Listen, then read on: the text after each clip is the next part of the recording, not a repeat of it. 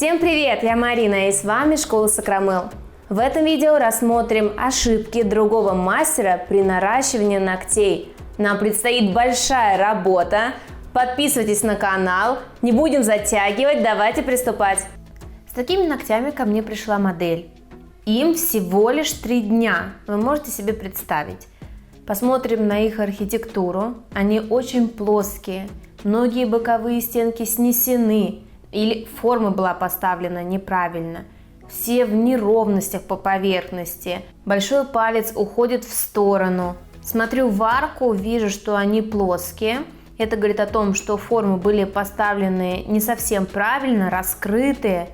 Кстати, у меня на канале есть видео по ошибкам постановки форм. Обязательно посмотрите его, чтобы их не допускать. Большой палец весь в неровностях и буграх. Много затеков в зоне кутикулы и ее ранения. В этом видео покажу, как плавно выкладывать материал к кутикуле, чтобы избежать затеков, ведь каждый затек будет отслойкой. Убираем длину и выполняем снятие гель-лака и убираем 2/3 старого материала. Так как ногти выполнены буквально на днях, нам будет тяжело подлезть в зону около кутикулы. Поэтому я взяла твердосплавную насадку с тонким носиком, чтобы везде можно было все снять. На указательном вижу отслойку, которая является следствием затекшего материала. Для того, чтобы ее убрать, я сначала истончаю под ней материал, а затем носиком прохожусь по ее границе. Она сама отлетает. Теперь еще сильнее убираем материал, чтобы не было перехода от натурального к ногтю к искусственному покрытию. Так мы убираем свободный край, у нас вылезает большая толщина и нужно снять много предыдущего материала. На среднем вижу снова большую отслойку. Убираю по тому же принципу по границе. Здесь был очень большой затек материала. Когда выполняете наращивание, будьте предельно аккуратны. И помните, что любой, даже малейший затек приведет к тому, что материал отслоится и появится воздушный карман. Когда убираю длину твердосплавной насадкой, сразу делаю форму овал, миндаль, чтобы не опиливать спилкой, не тратить на это время. Моей модели повезло, у нее нет трещин по бокам, но поверьте, они не заставили бы себя ждать, потому что архитектура для такой длины плосковатая. Не хватает объема материала в центральной части в стрессовой зоне. Часто отслойки возникают с правой стороны, не только из-за затеков, но потому что мастеру неудобно эту сторону опиливать. Посмотрите, как сейчас я держу палец верхним захватом, пальчик лежит на бок, и в таком положении мне удобно прорабатывать эту область. И на мизинце при снятии вижу огромную отслойку. Отслойки не обязательно могут появиться через 2 недели, 3 недели носки. Как вы видите, и уже через 3 дня они настолько глубокие и большие. Представьте, что было бы с этими ногтями, если моя модель проходила с ними около месяца. Они бы просто все отошли в зоне кутикулы, доставляли ей неприятные ощущения, туда бы попадали волосы, грязь. И неизвестно, что бы туда могло присоединиться. В общем, это самая ключевая ошибка с отслойками, которые нельзя допускать. После того, как я завершила снятие, вижу, что отслойки продолжают идти дальше.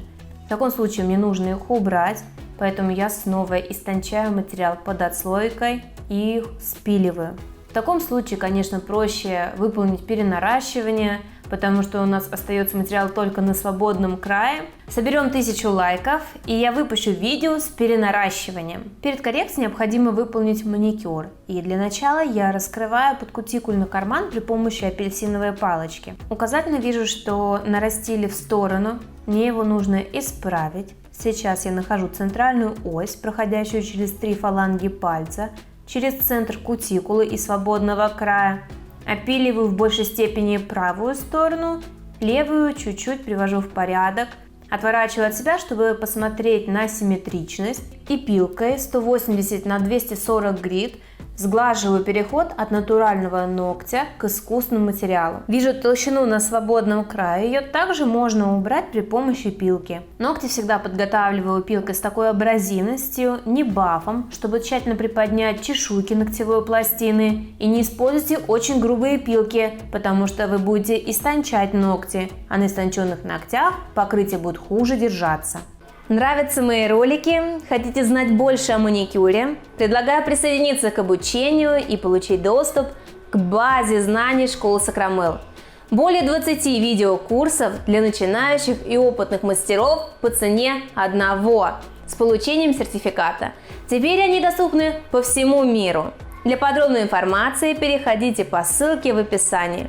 На среднем не хватает нижней параллели, ступенька, которая привела бы к слому, будем ее исправлять. Когда я опиливаю форму миндаль, я выполняю всегда длинные движения, сначала с правой стороны, затем с левой, собираю кончик свободного края, затем завожу пилку под ногтевую пластину, опиливаю прямую линию до свободного края. Смотрю, чтобы нижние параллели были на одном уровне. Получившуюся толщину по бокам собираю пилкой к центру. Для того, чтобы материал впоследствии не отслаивался, нам нужно выполнить маникюр и тщательно убрать птриги с ногтевой пластины.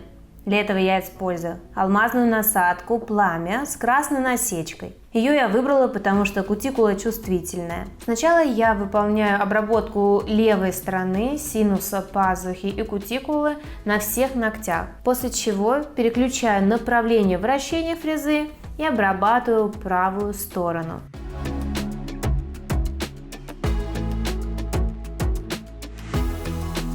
Вижу, что ранка после маникюра уже зажила, поэтому я могу здесь работать, но очень аккуратно.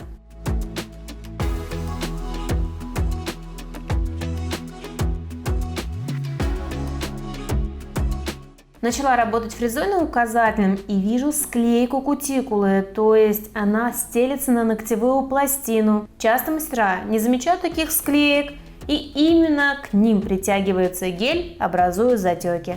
Раскрываю карман апельсиновой палочкой и продолжаю работу алмазной фрезой. Кутикулу срезаю на данном этапе. Если вам удобно, вы можете срезать кутикулу и после наращивания. Так делают мастера, которые боятся поранить кутикулу пилкой, размахрить маникюр. В большинстве случаев мне проще сразу убрать кутикулу и не возвращаться к этому этапу. Ну все, мы обезжириваем, и наши ногти, как полотно, готовы к коррекции ногтей. Я наношу необходимые препараты для улучшения адгезии.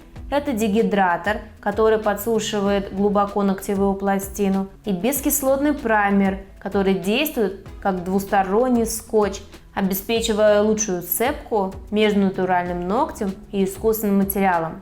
В качестве базового покрытия я выбираю базу для гель-лака, пластичную. Она хорошо держится на большинстве типов ногтей. Наношу ее тонким слоем, без какого-либо выравнивания, сразу на все 5 ногтей и отправляю на просушку в лампу на 30 секунд. Для ремонта трещин и до наращивания боковых стенок мне нравится использовать очень густой гель от Эми Композит Гель. И можно по воздуху донарастить небольшие участки. На среднем ступенька, которая говорит о том, что мастер неправильно поставил форму, не от точки ногтевого вроста, и в скором времени на этом месте появилась бы трещина.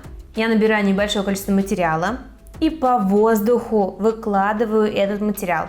Если он попадет на кожу, ничего страшного. На коже гель не просыхает и не остается. После просушки мы гель отделим и опилим. Такой гель можно заменить, например, акригелем или гелем-желе. Но этот имеет повышенную прочность. Просушили, снимаю липкий слой и опиливаю.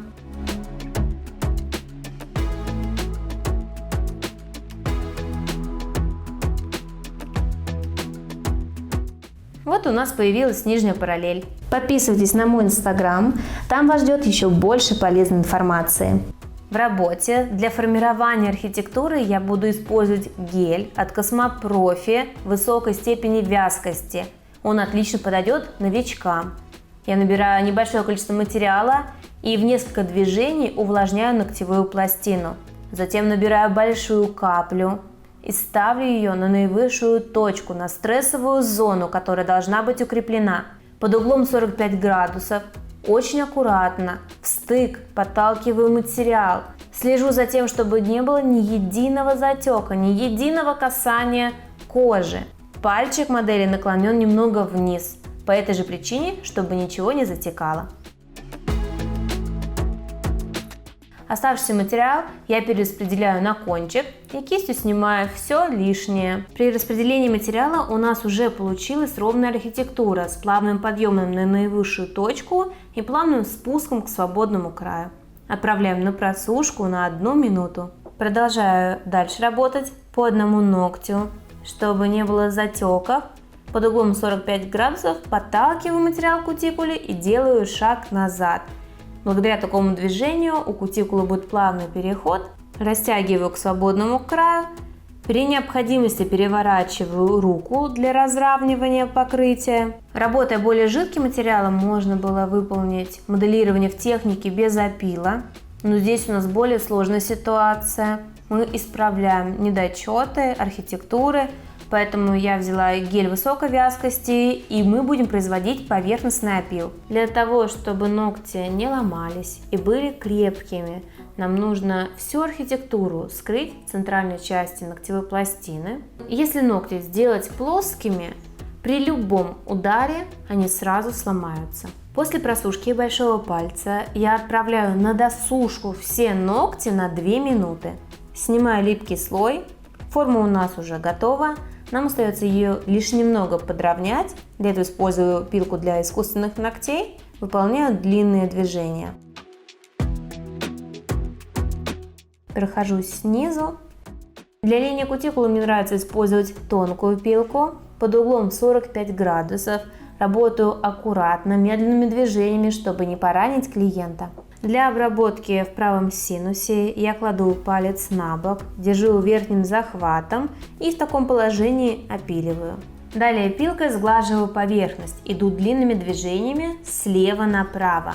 Не совершаю хаотичные движения по ногтевой пластине, потому что будут образовываться неровности и бугры, только поступательные в одном направлении. При условии выполнения правильной выкладки нам остается опилить совсем немного. Вот так выглядят наши ногти после опила.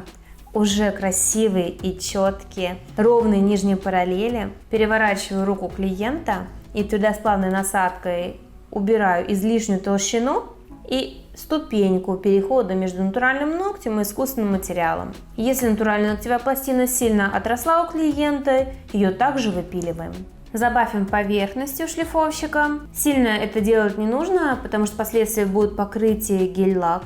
Для того, чтобы убрать мелкие заусенцы или размахрившуюся кутикулу, можете использовать алмазную насадку. Например, у меня скругленный цилиндр диаметром 0,5. В положении форвард шлифую боковые валики и кутикулу.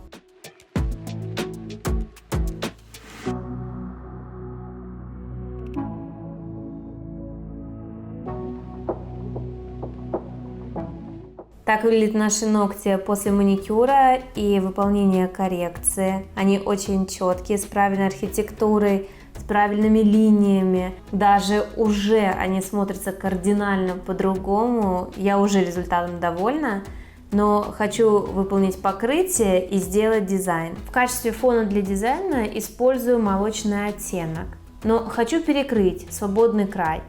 Поэтому первый слой я выполняю плотным оттенком лака, второй слой выполняю молочным гель-лаком. Дизайн у нас будет в виде текстур. Для этого использую голубой, синий, бирюзовые оттенки.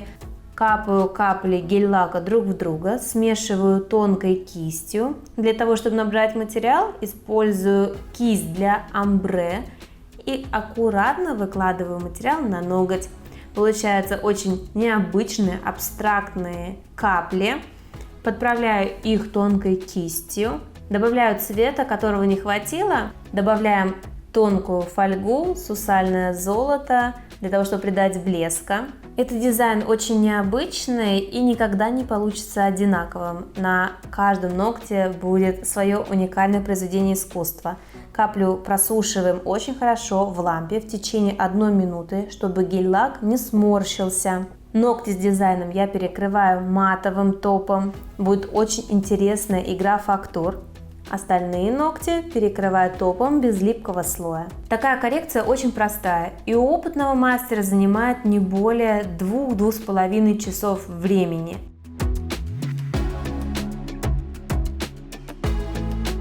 Вот результат нашей коррекции. Ставьте пальчик вверх, если вам понравилось такое преображение. Смотрите все мои видео по наращиванию ногтей, чтобы не допускать ошибок. Желаю всем успехов в работе. Пока-пока!